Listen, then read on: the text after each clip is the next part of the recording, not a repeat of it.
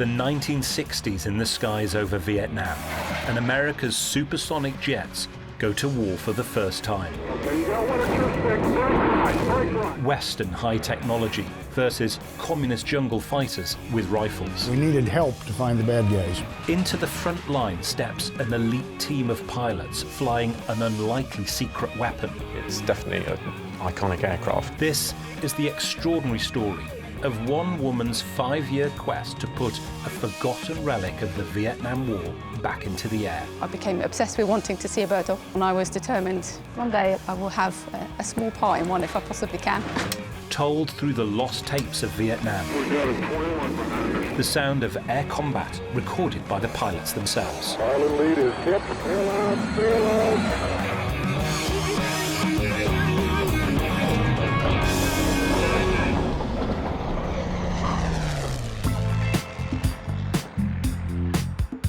Shona Bowman and her partner Laurie Gregoire earn their livings in the sky.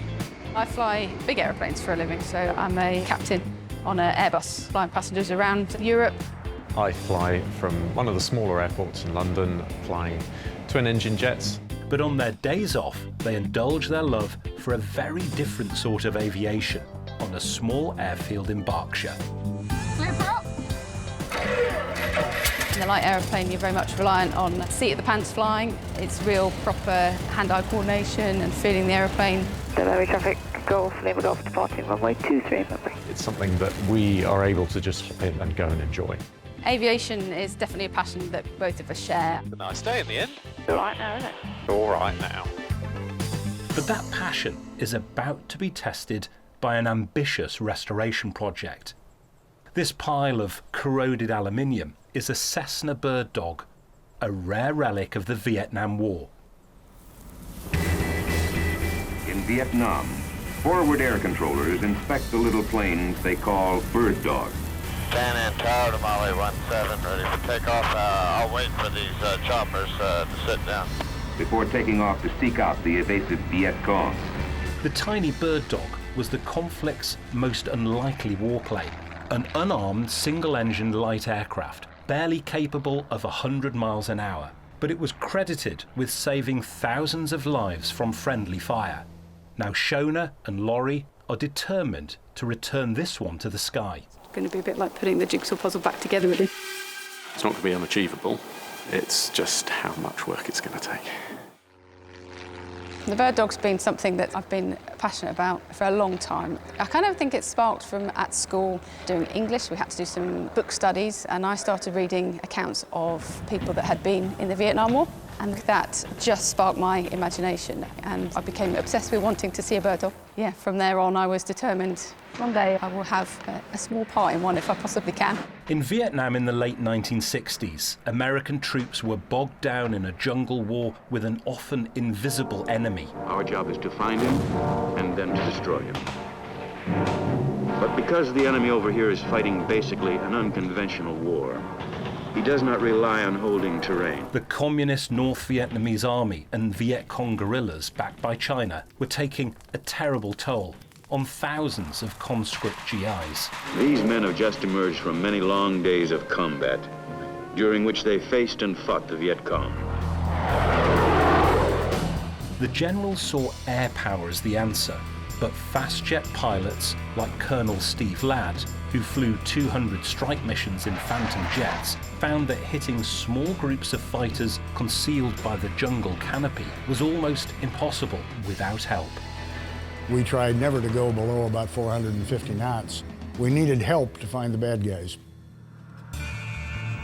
The targets are hidden behind a mantle of dense vegetation. The answer was the Forward Air Controller, or FAC, a pilot specially trained to find and mark targets. The forward air controller makes his search for the seemingly invisible enemy. Two's off to the north. Spotting his quarry, he marks the area for fighter aircraft to swoop down and rake Viet Cong troop concentration. First flight smoke. Yeah, that's a wrap. The bird dog proved remarkably effective, and it quickly became as feared by the Viet Cong as the bomb-laden jets it controlled. The facts were tremendous. I can't say enough about those guys. Their job was basically to do what our eyes couldn't, and that's find the bad guys, put us onto where they were and give us the information we needed to hit them. We could never have done it without them. Adam 11, Lilo 17, your target today is some new bunkers. A lot of the stories of the guys who flew them are really quite incredible. It's definitely an iconic aircraft. It was always Shona's dream to have a bird dog. What I have got is time and an engineering company, so we went looking for a project and we found one.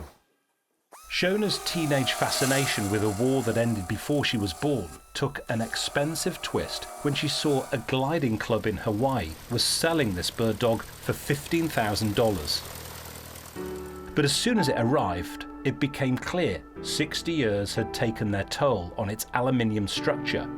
As we took more and more of it apart, we found more and more interesting things that were not as they should have been. And it was blindingly obvious, most of it. So it snowballed for a little while. It's a delicate balance to repair the bits that need repairing and to clean it up and to make it look beautiful, but to still keep the character and the history of the aircraft and the airframe. For the last 18 months, Shona and Laurie have been rebuilding the fuselage, but the major part of this restoration is just about to begin. Well, we haven't really had a chance to look at the wings yet. We've had them stripped, so the paint's off them, but we need to get those surfaces off and have a look and see how much corrosion we've got in there and how much work needs doing there. Lives, not least their own, will depend on Laurie spotting every one of hundreds of faults in the plane. So here is the original US Army parts catalogue for the aeroplane. And we're looking for the page that's got the flap cable system. We've got to go through that system, find out what we've got, what we're missing, and then ultimately we're going to go and find those new ones, or if we can't find it, we're going to have to make it. The aircraft's control surfaces, the elevators, ailerons and flaps, are operated by wire cables connected directly to the pilot's control stick. Literally bags and bags of bits, some of which we took out, some of which just arrived. I've got more bags of bits in boxes, places, which I don't know what they are. So we're going to have to put them all out on the bench, find out what we've got. It's obviously de-rigged to be shipped across from Hawaii. And so it's just a chance to get everything out and have a look at the condition and decide what cable is actually usable. Hundreds of flat aluminium. Laurie is starting work on the wings and the cables to the ailerons. That bush does not look like it's too worn out. It's got a bit of wear, but not too much, so I think that's probably fairly recent. The bird dog was towing gliders until its sale.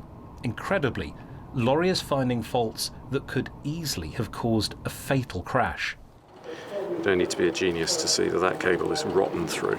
So that one's knackered completely. It's like eating an elephant. You've got to take one bite at a time. That's a knackered cable. Completely rotten where it goes through a pulley. Many parts will need replacing, but in the 1960s, the US military ordered components on a massive scale. During our tour in the Republic of Vietnam, we have all seen what communism can do to a struggling nation in our world community. At its peak in 1969, 500,000 American troops were in the combat zone. By the time they were withdrawn in 1973, after 17 years of fighting, some estimates put the cost to the US Treasury at more than $800 billion. But that colossal spending is unexpectedly paying dividends for Shona and Laurie. We thought, just out of interest, I'll start looking around to see if I can find some parts. And you just start hunting around, and the more people I asked, the more people it led on to. And I ended up with parts coming from about a dozen different places in the States and some in Europe as well. Yeah, so it was put into this bag 24th of January 1968. Yep. And hasn't come out since, I don't think. It's great that actually collectors over the years have squirreled these things away and have managed to hang on to them. And now, thanks to the internet, we can just Google search what part we're missing, and quite often we'll find it comes up. So yeah, it's great. Every day, parcels are arriving at the hangar with brand new components bought online, usually in America. Many have lain on shelves for 60 years. We were amazed when we got an exhaust that we needed from the States, wrapped in paper, dated 1973, and two big bits of history, I suppose. The Watergate issue, and unbelievably also down in the small print, Vietnam ceasefire review on in Paris. Colonel Steve Ladd was one of a generation of young Americans who found themselves fighting an unpopular war. I finished pilot training in '68, went to the fabulous Phantom for 6 months of upgrade training, and then, as most of us did in those days, it was straight over to Southeast Asia for a combat tour because we were pumping people in and out like crazy. The press was full of it. You could almost taste the distaste for the war. Whenever you'd open your hometown paper, there would be that page that was dedicated to folks that had gone out to Vietnam and didn't return.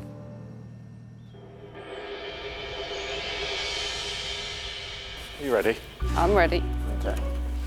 Coming up. And keep it upright. I've got the twist. Okay. You ready? Yeah. Today's task is to look for structural damage around the spars, the metal beams that give the wings their strength. So what we're going to do is we're going to take this skin off, which stretches all the way to the other end. It's a single piece of metal.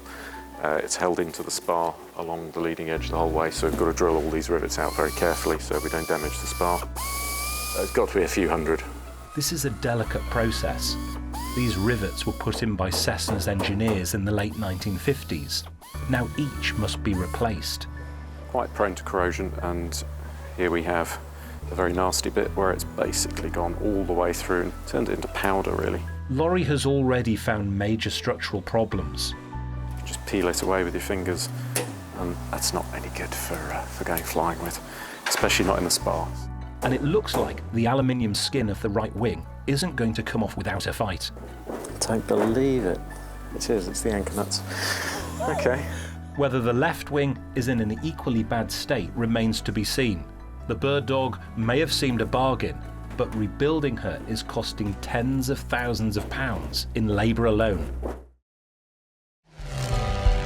It's November 2020, and the worldwide COVID pandemic has proved an unexpected bonus for Laurie and Shona. Grounded by the airline, they've had plenty of time to work on their Vietnam warbird.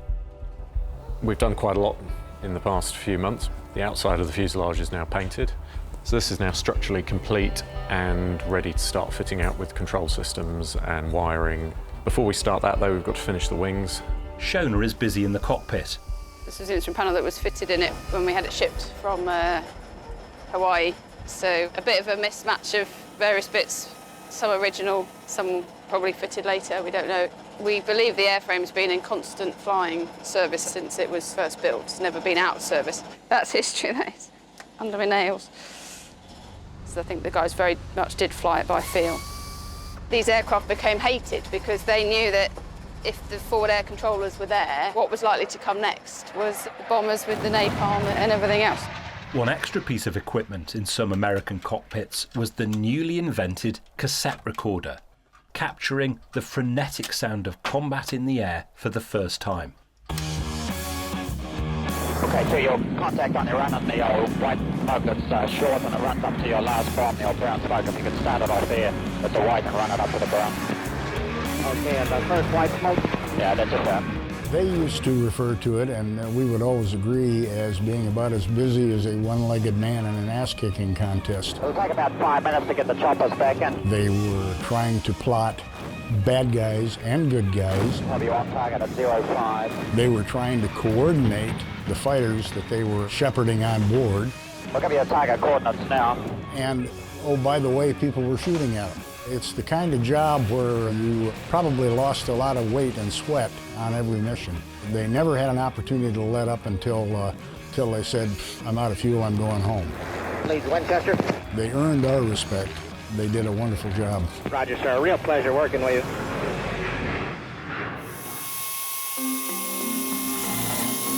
Back in the hangar, Laurie has had to totally rebuild the plane's left wing, thanks to its eventful later life in the salty air of Hawaii. This is the left wing inboard leading edge. You see, there's particularly bad corrosion. There's corrosion on every rivet head, all the way across, huge surface areas of corrosion. And then here at the root end, someone's put a horrible patch on here where it's really badly corroded on the inside. There were a few horrors in there that wouldn't have lasted much longer, and and potentially actually could have killed someone. Once again, military surplus stores have come to the rescue. This is a new inboard leading edge section. We know very little about it actually. It would have been made probably in the 1950s, and I actually found it in a warehouse in New Jersey. They put some on eBay. Being able to just take this out of box, paint it and put it on with everything lining up will save us several hundred hours worth of work. This particular part, unbelievably, was only $100. The cost of this was less than the cost of the metal to make one. The restoration is taking much longer than either of its owners imagined. We've had it for 3 years now. The progress has been going steady. It goes through times when it accelerates, time when it's slowed down. I'm optimistically saying we're nearing the end now. I always tell people when we're doing a repair, the last 5% takes 50% of the time. And I wouldn't say we've done 95% of it yet, so it's probably got another 4 to 6 months worth of work left to do. And the next challenge is recreating the Bird Dog's vintage US Air Force livery. The next few weeks will be dominated by long hours in the spray shop.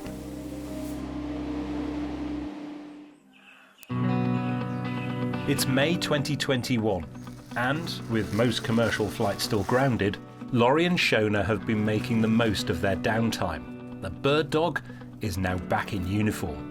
We had to do some really quite extensive repairs to the wings, and so there's been a big change since you were last here because they're back together, they've been painted.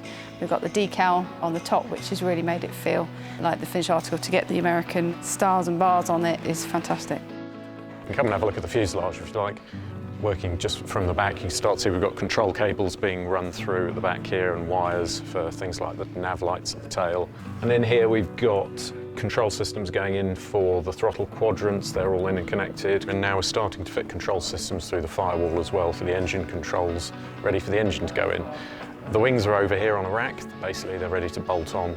All the fuel tanks are in. Daylight hours have been spent with spanners. Evenings have been dedicated to tracking down rare spares to bring the Bird Dog back to military spec. So this is the rocket control panel, and it's a very simple system. You open the guard, you arm that rocket, and then there's a trigger on the pilot's control column. These smoke rockets were used to mark targets on the ground, which would then be attacked by strike jets. Right off my left wingtip, the target area is along this little small crater. Do you have that?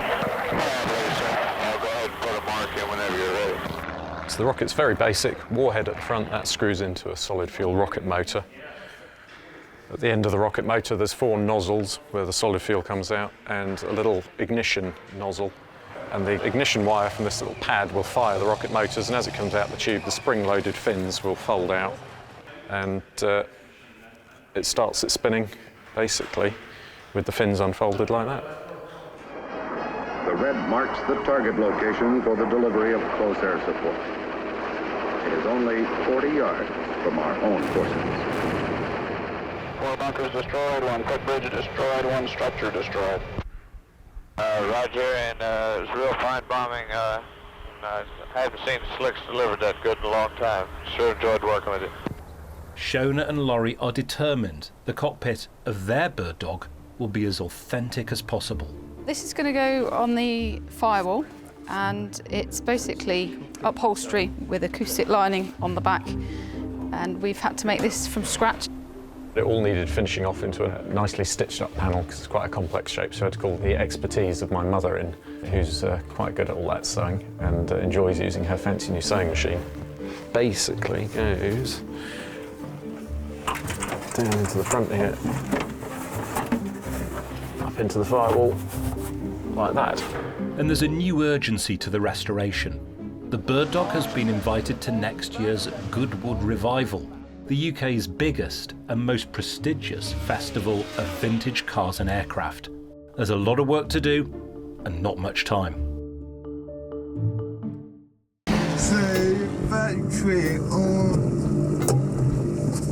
It's a summer's day in Surrey, and Shona is taking time out from the workshop. She heads up a charity giving disabled young people a taste of freedom in the sky. We like to use our tagline that we'll take anybody with a disability flying, and that really is the case. Taking off golf uniform. So we've got the full extremes from ex-military guys wounded in Afghanistan to children born with life-limiting conditions.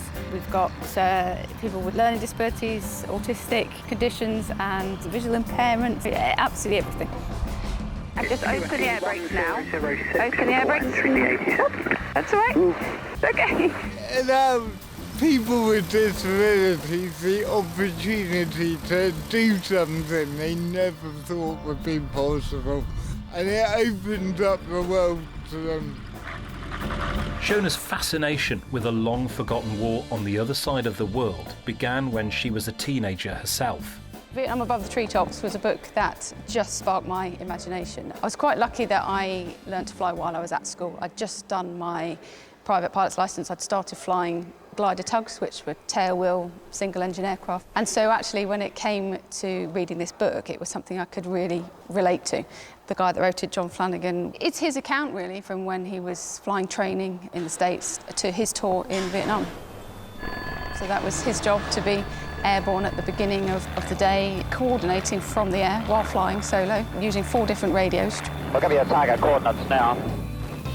Taking ground troops that were maybe under fire, locating them, target marking by dropping smoke grenades, sometimes literally out of the window dropping a smoke grenade, getting out the way while the airstrikes would come in. Once again, just in that general area. And then going back again to check whether there was any casualties, and they maybe coordinate medevacs. So they were the eyes and the ears and the controllers really of a lot of the conflict in Vietnam. And that'll be about all for today, Healy. Today, Shona and Laurie are about to come face to face with a friend of pilot and author John Flanagan. Good morning to Shona and Laurie. Daryl Whitcomb was a forward air controller who flew bird dogs in Vietnam and went on to direct hundreds of airstrikes on enemy positions. We're going to talk about combat aviation, is that right? We are, absolutely. Okay, let's begin. Let's do this. The bird dog was at the centre of America's battle to win hearts and minds in a war where civilians were often the victims of friendly fire. Precautions to eliminate needless casualties should be taken whenever possible. One example of how this can effectively be accomplished is the Air Force's practice of carefully marking targets so they can be hit with pinpoint accuracy. Okay, so your contact on your run on the white smoke that's short and it runs up to your last bomb, the old brown smoke. If you could start it off there at the white and run it up to the brown. The bird dog's pilots were also often asked to coordinate attacks within feet of their own troops or local villagers, as well as Americans, Australians, New Zealanders, and South Vietnamese pilots flew as FACs. 30 meters to the right. Okay, and the first white smoke? Yeah, that's it. The little plane's smoke rockets were the aiming point for the jets and their bombs. One mistake could kill dozens of friendly troops. I said, I think those guys are going to regret they ever shot at those choppers. Roger that. Using the O1 as a forward air controller aircraft, we would directly support our ground forces. That's called close air support.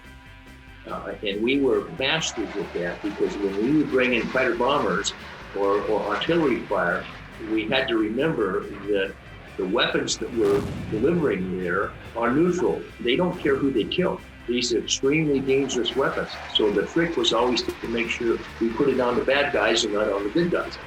There's absolutely no doubt that the FACs, in that respect, certainly saved a lot of lives. They were doing a job that was, quite honestly, far more dangerous than ours was. They were heartily disliked by the guys on the ground because they knew that this little airplane buzzing around up there over the top of them was capable of bringing in fire and brimstone on a grand scale. They never bought their own drinks. With thousands of hours now invested in the project and a test flight becoming a reality, advice on handling the rare bird dog from a fellow pilot could prove to be invaluable. As soon as you're on the ground, you pull that stick right back in my lap and hold that tail wheel on the ground. The landing gear themselves were not that strong, and if you did a really hard ground loop, you could tear one of your sponsons there until the airplane's busted. Yeah. You learn real quick. And on more than one occasion, I put it down on a long straight road. Gosh. No flight over enemy territory was safe. Hello, Moonbeam, Pintail Lee. Steve Ladd recorded the moment his Phantom was almost hit by 57mm anti-aircraft fire over the Ho Chi Minh Trail. Okay, pintail lead is in. Ah, oh, that's big. Look at that. It is. That's Charlie. I just blacked out. Steve made it home. That's 57. That waters your eye. Others were not so lucky. Follow lead is hit. Bird dogs were often crucial to saving pilots who'd been shot down. With enemy troops close by, the Americans had little time to bring in rescue helicopters, and coordination was vital. Got a black smoke down here at my 9 o'clock now. Most of us, if not all of us, I think, thought it would be far, far preferable to go down in a cloud of dust than it would be to be captured. There was always that little nagging fear, not about dying, but about getting caught. That's an airplane up there. Many pilots owed their lives to bird dogs guiding rescue teams and often coordinating strikes to suppress Viet Cong fire, but the risks were huge. In essence, when we lost an airplane, we had a couple of guys go down, and it was time to try to get them out. The war basically ground to a halt. Once the pilot fires his smoke flare, we've got to move in fast, because the VC know where he is, just like we do. Fact would have been the guy that saw him go down. He would have seen where the chutes went. In the meantime, everybody with a throttle and a stick wanted to help. And everybody was going to head for that direction. Now the fact is the guy who had to choreograph it all. Our people are drifting right down in the village, about 2 miles from the smoke. Once the search and rescue teams got in, they took over that responsibility. But right at the beginning, after somebody took a hit and had to jump out, it was the fact that was playing traffic cop with everybody else in town. Probably the most gratification we ever got over there was getting a downed pilot out of that situation.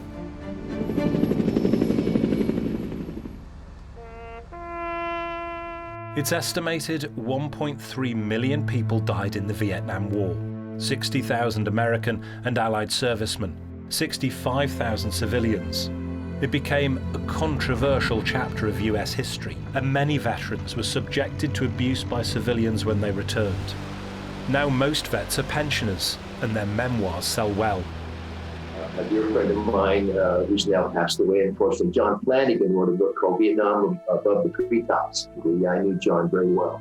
Did you? Well, that is amazing, actually, because his account is the whole reason that we've gone down this journey. It was definitely his story that really captured my imagination. That book, to me, represents something very important. The guy had a great story to tell, and quite honestly, it's not bragging if he actually did it. Laurie and Shona can't wait to get behind the controls of their very own bird dog. And with a bit of luck, there'll soon be some controls to get behind. So I think you saw this in its original form, and it's been completely taken apart. The instrument panel was stripped. There's actually been some new holes cut, and it's been repainted.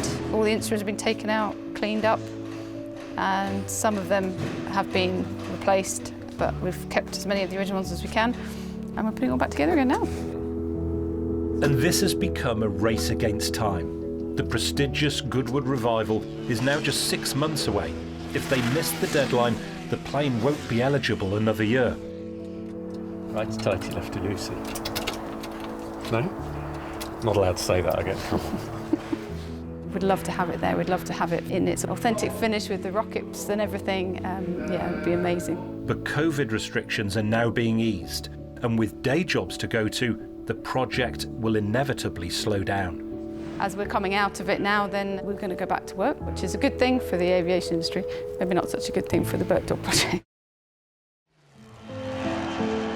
It's June 2021, and the airline industry is slowly returning to the skies.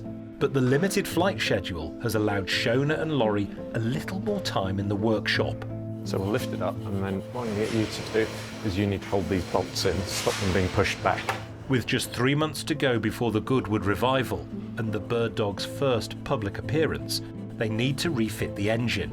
It's quite a heavy lump, and we've got to line it up nicely, and you'll see that slightly unusually bearers fitted to the engine first. We're going to offer the bearer up. They're reuniting plane and engine using muscle power alone. So, down a little bit then, Shona, yeah. Okay, so we are engaged here. Just 4 bolts link plane with engine, and within minutes, all are in place. Okay, so yeah, up you come, Shona. There we go. That's the last one. You just do it up tight, Pete, and we'll torque it afterwards. 4 bolts for the whole engine, that's it. It's fairly normal. And then we've got 4 bolts similar size holding the engine to the bearer itself. There we go. That seems good. You got any tendency to lift, Pete? No, it's all right. Bring it all the way down. We'll take the straps off. The Bird Dog may look a long way from completion, but Laurie and Shona remain confident they'll make it to Goodwood. Mid-June now, so 2 months. And almost everything system-wise is done apart from a few nuts and bolts, so it's just fitting new bits now, and we'll see how we get on. Rear spar, front spar, strut lower. Don't mix them up. A few days later, and it's the last major structural hurdle before the test flight. So today we are going to attempt to put the wings on. It's the next stage of the project to get us finished in time to take it to Goodwood. I'm really excited. It's going to be so nice to see it with the wings on, especially now they've been painted. Ultimately, the rig of the aeroplane is very important, and it's not something that's adjustable. So we're going to find out today whether all those pickup points for the wing have all gone back where they needed to. Are we at about the right distance? That's it. No, too much. Okay, down a tiny bit. You need to come down a little bit at the tip and gently forward. It would undo an awful lot of work if we caused any damage at this point. So it's going to be fiddly, it's going to be tricky. It's just moving it around to get the holes lined up and the bolt in. But yeah, we definitely don't want to be dropping it. Pause. We're going to need a taper bolt making, Pete. It's a tea break for the crew and a trip to the machine shop for Laurie. Right. Let's go grind it down. We need to pull the spar parts together, and the best way of doing that is to feed something tapered in. Even a few thousandths of an inch might make all the difference. What we might do is go and put those bolts in the freezer. If you freeze them, they're going to contract a bit, and it'll just make them a little bit smaller, hopefully. Right, we have a bullet. And the tapered bolt, or bullet, finally does the job, along with a few hammer blows. Bolts in. Is it in? Yeah, that's not coming out. Done. Bolts are in. One wing on. Thank you very much. Who's test flying?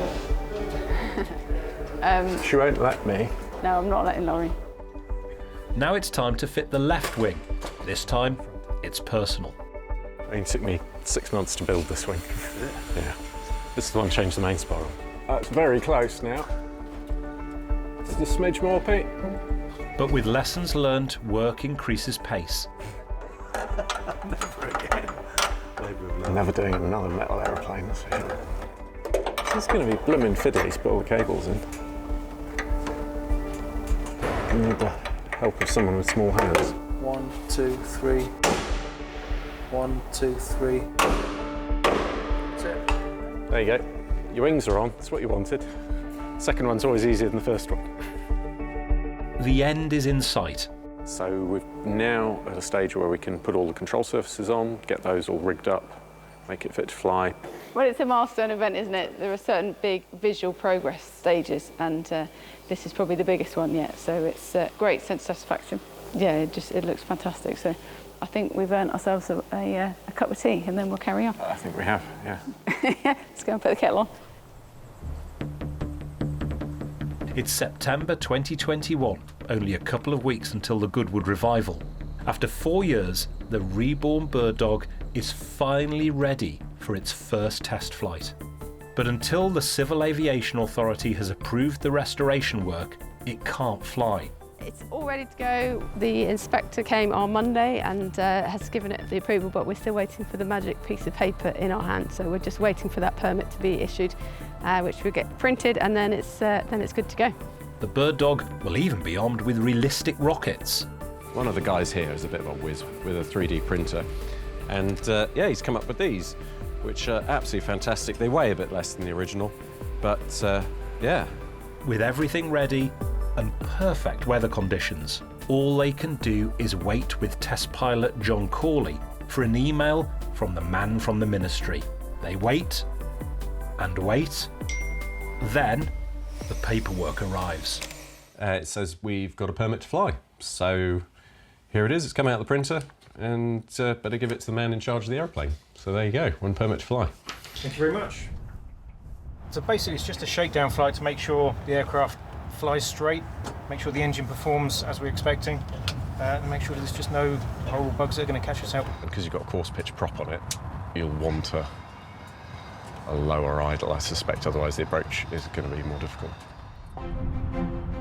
Laurie and Shona can only watch and hope as 4 years of work lines up for takeoff.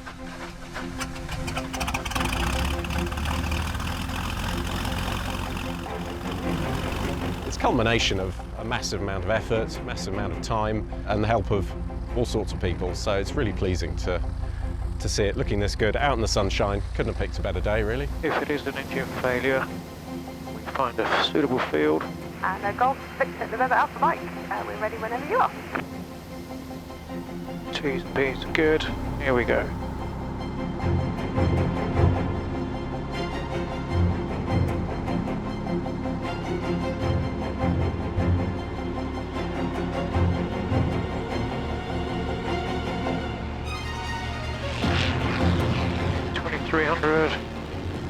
RPM, pitching for 80 miles per hour.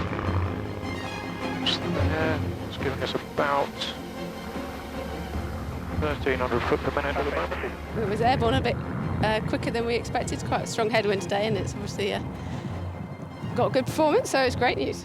Definitely, I think, yeah. Yeah. Invested a lot of time and love and energy into it, and so 4 years of hard work finally pays off. What will follow is a strict series of tests. 2,100 RPM per cruise.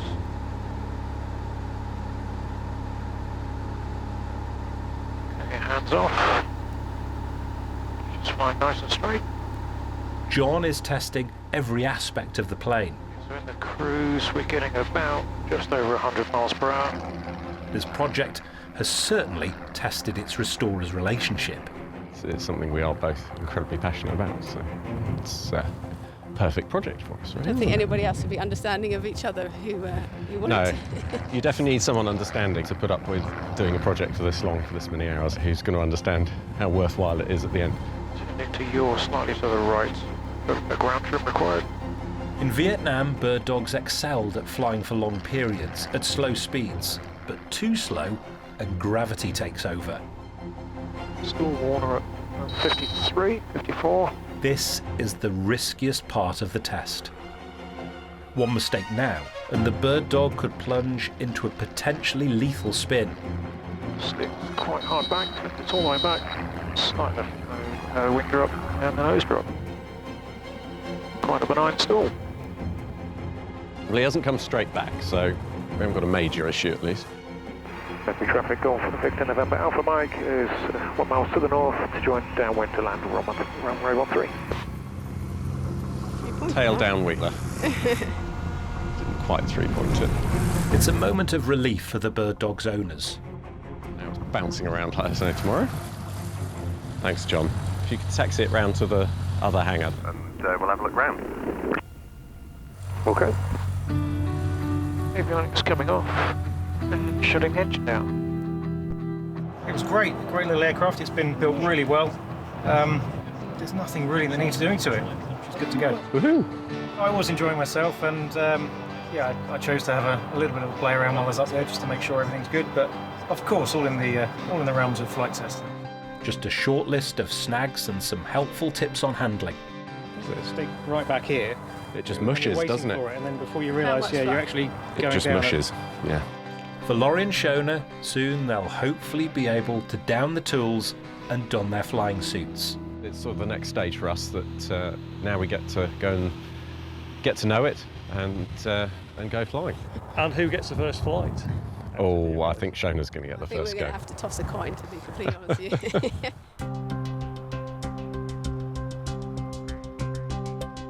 There's no way without doing the work ourselves, without actually buying essentially what was a cheap aeroplane from the other side of the globe, we would never be able to own an aeroplane like we do. And so, yeah, it's been a hard slog, but it's absolutely been worth it.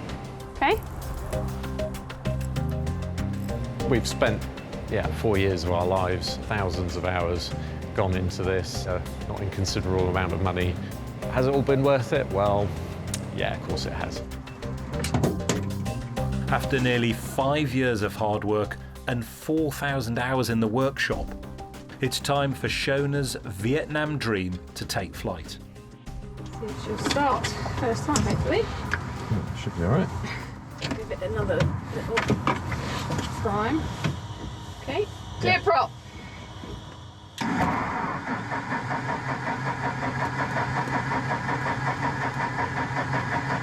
The engine is less than enthusiastic.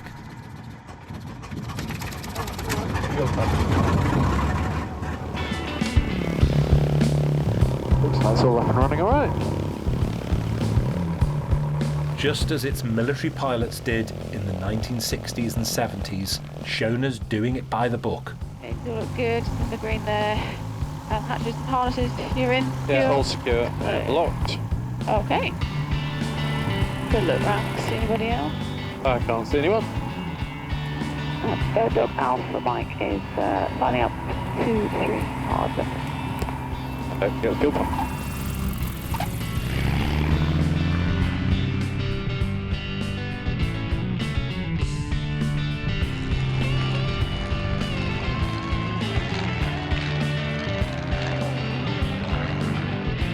Oh, it's climbing so well. Does appear to be going like a rocket. It's amazing bit, isn't it? Yeah. It's pretty good back. See why they use it for observing in Vietnam. Total panoramic. Even through the roof there when you turn it. Yeah. Once the bird dogs were in the front line of the war between capitalism and communism. This one is now flying into a less critical contest. It's strange sitting here watching all the cables move right in front of your face. Is it? And your lights on?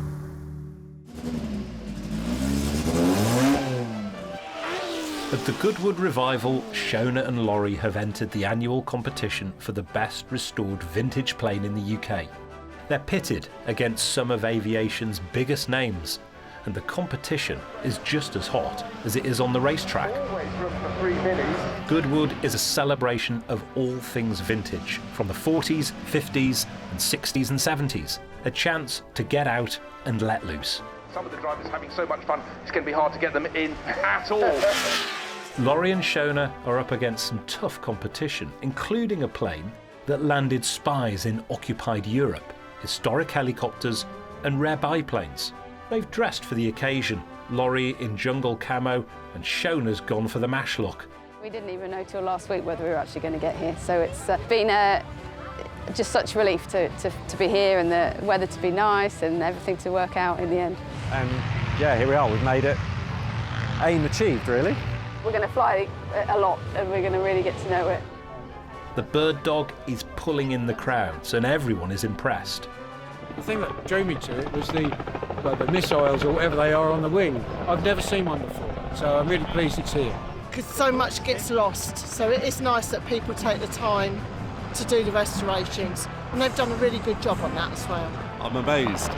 It's spotless, down to every last screw head. For me, the star of the show. But will the judges agree? They use them in Korea and then Vietnam, but we've restored this to Vietnam here. The trophy is the Oscar of aircraft restoration, and unbelievably, it goes to the bird dog. Those rockets really have attracted quite a lot of attention. I'm glad I got those finished. Vietnam era, the story of the pilots and the veterans in Vietnam, I'm really keen that people should be made aware of that, so it's great to have it here on display. It's such a nightmare because they had 3 different radio frequencies and nobody could speak to anybody. The bird dog is preserved for generations to come, a tribute to pioneer forward air controller turned author John Flanagan. We thought, as a tribute, we should probably put his name on the aeroplane, and And I've got a name badge on my costume today to also sort of close the loop and finish the story off. Today, the youngest Vietnam veterans are in their 70s. One of the 20th century's bloodiest conflicts is just a fading memory. I'm very proud of what I did. I think the planes that are being reconstructed and now flown, I think, are very, very important. They are a part of what we were and what we did and where we succeeded and where we failed. But they should never, ever be forgotten. It's everything we could have asked for and more. It's lovely. It handles beautifully. The engine is sweet. It was a labour of love, that's for sure.